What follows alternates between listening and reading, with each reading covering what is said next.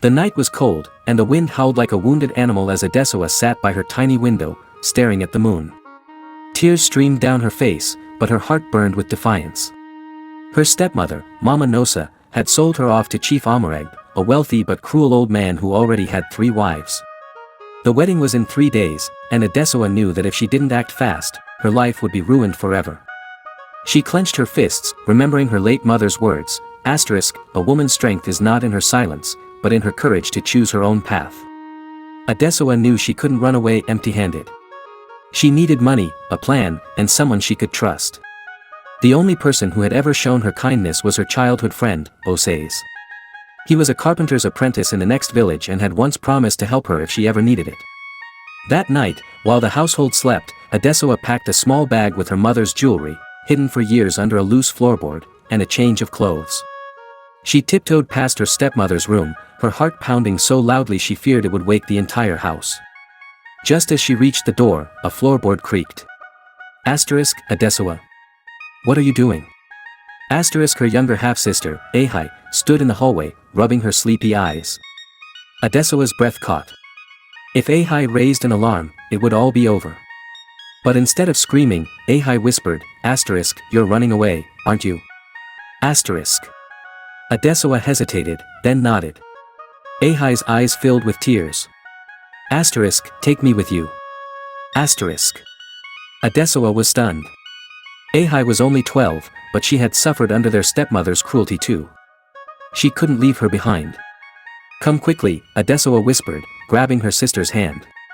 The sisters ran through the dark village, avoiding the night watchman.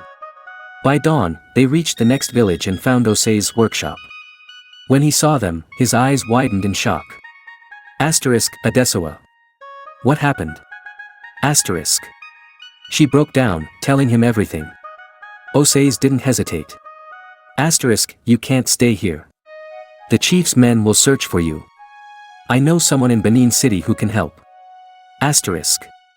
With the little money Adesoa had from her mother's jewelry, Osaze arranged for a bus ticket. As they hugged goodbye, he slipped a small carved wooden pendant into her hand, a symbol of protection. "Be brave," he said. In Benin City, Adesoa and Ahai were taken in by Mama Ivy, a kind widow who ran a small tailoring shop. She offered them shelter in exchange for help with her business.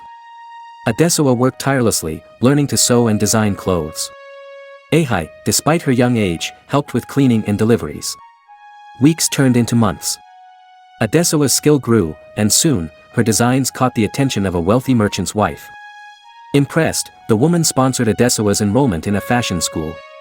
Meanwhile, news reached them that Chief Amareg had sent men searching for her, but Mama Ivy stood firm, refusing to reveal their whereabouts. 5 years later, Adesoa had become a successful fashion designer with her own boutique. Ahai was now in secondary school, bright and full of dreams. But Adesoa couldn't shake the thought of her stepmother and the suffering she had endured. One day, she received word that Mama Nosa had fallen ill. Many in the village whispered it was a curse for her wickedness. Against Ahai's protests, Adesoa decided to return.